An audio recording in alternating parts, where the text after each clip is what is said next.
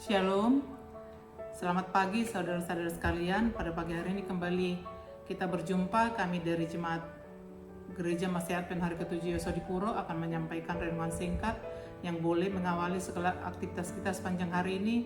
Kiranya Tuhan berkati kita di dalam melaksanakan segala tugas dan pekerjaan kita.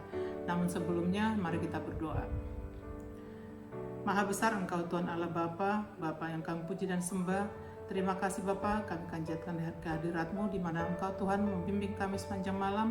Boleh kami beristirahat dengan baik sehingga pada pagi hari ini dalam keadaan sehat kembali kami bangun dan kembali kami mulai aktivitas kami. Kiranya Tuhan berkati kami.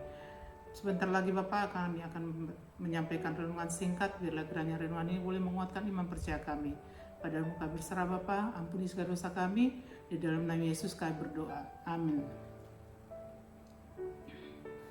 Adapun judul renungan singkat yang akan saya sampaikan pada pagi hari ini yang berjudul Hidup dalam Kasih.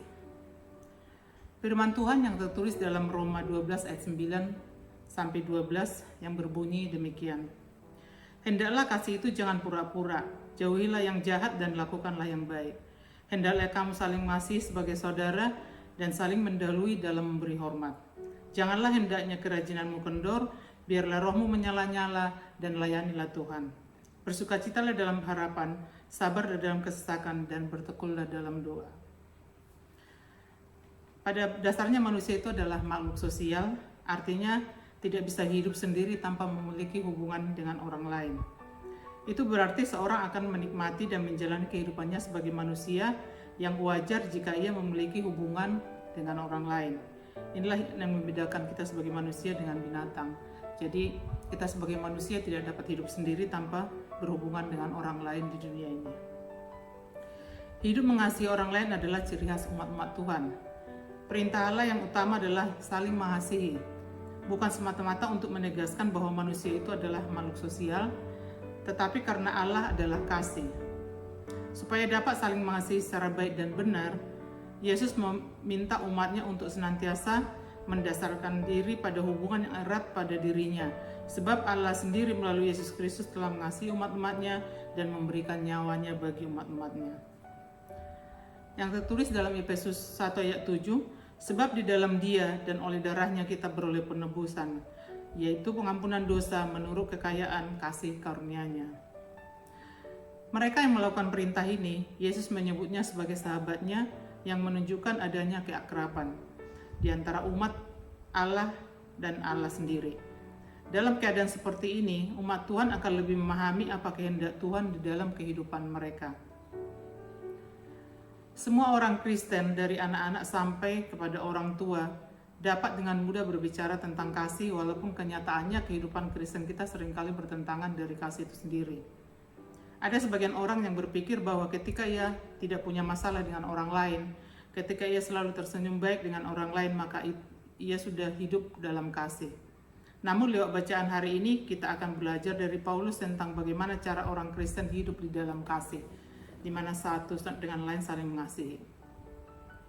Ada beberapa hal yang mesti diperhatikan, yakni jangan dengan pura-pura atau munafik, saling mengasihi di antara saudara, mendahului dalam memberi hormat, membantu orang-orang yang berkekurangan, memberi tumpangan pada orang lain, bersukacita dengan orang yang bersukacita, menangis dengan orang yang menangis, tidak membahas kejahatan dengan kejahatan, tidak menganggap diri pandai, dan hidup dalam perdamaian dengan semua orang.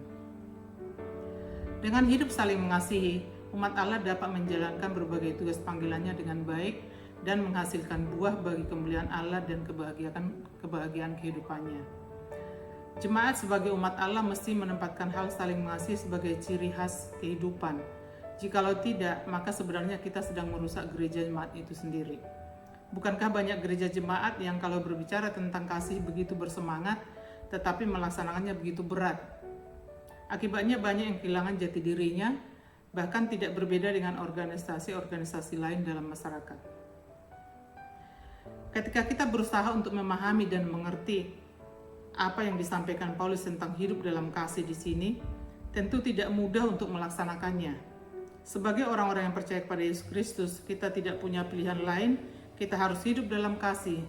Semoga kita tidak hanya pandai berbicara tentang kasih atau memahaminya saja, tetapi lebih dari itu kita juga harus tinggal di dalam kasih itu sendiri. Jadi hidup saling mengasihi ini harus kita praktekkan dalam kehidupan kita sehari-hari, di mana kita bergaul dengan orang lain, baik itu dengan keluarga kita sendiri, baik dengan masyarakat, dalam hubungan kita dengan jemaat-jemaat di gereja atau dimanapun kita berada, hendaklah kita praktekkan bahwa kita hidup saling mengasihi. Sedapat-dapatnya kalau hal itu bergantung padamu, hiduplah dalam perdamaian dengan semua orang.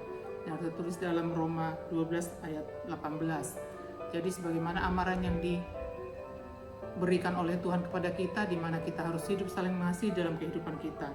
Inilah firman Tuhan yang saya sampaikan pada pagi hari ini. Semoga firman yang singkat ini boleh menguatkan iman percaya kita di dalam kehidupan kita sebelum menjalankan segala aktivitas kita sepanjang hari ini.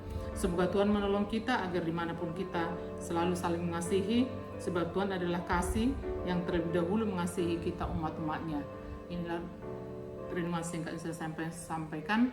Tuhan memberkati kita. Amin.